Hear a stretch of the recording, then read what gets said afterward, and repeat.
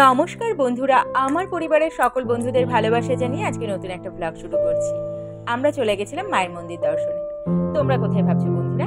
এটা দক্ষিণেশ্বর? না না, এটা কিন্তু দক্ষিণেশ্বর নয়, এটা অন্নপূর্ণা মায়ের মন্দির। অনেকটা কিন্তু দক্ষিণেশ্বরের আদলে তৈরি। আর এটা হচ্ছে ব্যারাকপুরে ট্রেন থেকে নেমে টোটো করে অন্নপূর্ণা মায়ের মন্দির যাব বললেই পৌঁছে দেয় মায়ের মন্দিরের সামনে। টোটো ভাড়া নিয়েছিল 15 টাকা করে। তারপর যথারীতি আমরা মায়ের মন্দিরে পৌঁছে গেছি। তখনও কিন্তু মায়ের মন্দির বন্ধ ছিল। তারপর ভোগারতির সময় আবার মন্দির খোলা হয়। তারপর এখানে কিন্তু খাবারের কুপন দিচ্ছিল, তো আমরা যথারীতি গিয়ে কুপন কেটে নিয়েছিলাম। ভেবেছিলাম হয়তো এত বেলাতে পাবো না, কিন্তু আমরাও পেয়ে গেছিলাম মায়ের প্রসাদ গ্রহণের কুপন। তো যাই হোক, এখানে মন্দির অলরেডি খুলে দিয়েছে। তো মন্দির খুলে ভোগারতি হবে। তো তার মধ্যেই আমরা বেশ কিছু ফটোশ্যুট করে নিয়েছি, ভিডিও করে নিয়েছি, টুকটাক যেগুলো আর কি করার থাকে। ঘুরতে গেলে তো একটু ফটো ভিডিও এগুলো করতেই হয়। তো যাই হোক, পুরো মন্দিরটা তোমাদেরকে কিন্তু একটু একটু ঘুরে দেখিয়েছি। কেমন লাগলো মন্দিরটা অবশ্যই কিন্তু বন্ধুরা জানাতে ভুলো না। তারপর চলো এবার মায়ের ভোগারতি।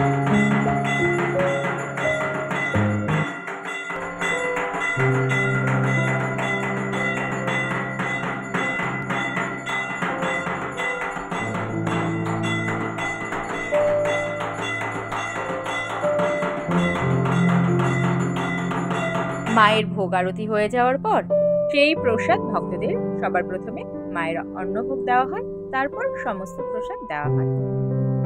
তো আমরা পরেই গেছিলাম একটু খেতে। তার আগে আমরা এখানে ফটো ভিডিও এগুলো করে নিচ্ছিলাম। মন্দিরটা একটু ঘুরে ঘুরে দেখছিলাম, বেশ ভালো লাগছিল কিন্তু পরিবেশটা।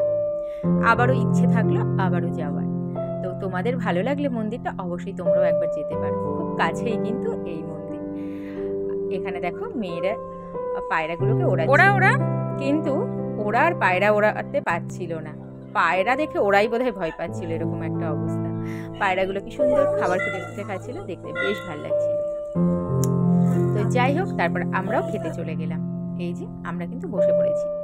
আমরা যেবার বসেছি তখন কিন্তু কম সংখ্যক মানুষ ছিল খাবারের জন্য। তার আগে সকলের খাওয়া দাওয়া হয়ে গেছিল। তো এই যে কুপনটা, সেটাও তোমাদেরকে একটু দেখালাম।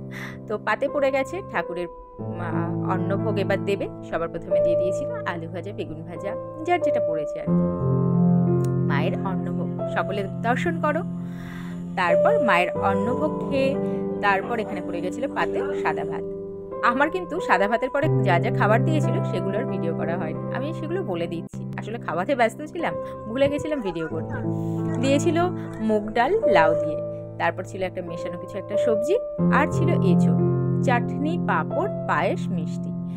খাবারগুলো যা বুঝতেই তো পারছো, মায়ের প্রসাদ মানে পুরো অমৃতের মতো লাগে, সত্যিই তাই। খুব ভালো লেগেছিল খেতে।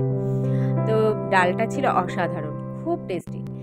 তো যাই হোক, তারপর খাওয়া দাওয়া করে ভিডিও ফটো করে বেরিয়ে পড়লাম আরও একটি জায়গায় যাওয়ার উদ্দেশ্যে। তো এখানে পায়রাগুলো দেখো জড়ো হয়ে গেছে। বেরোনোর মুহূর্তে এটা দেখে আবারও একটা ভিডিও করে নিলাম।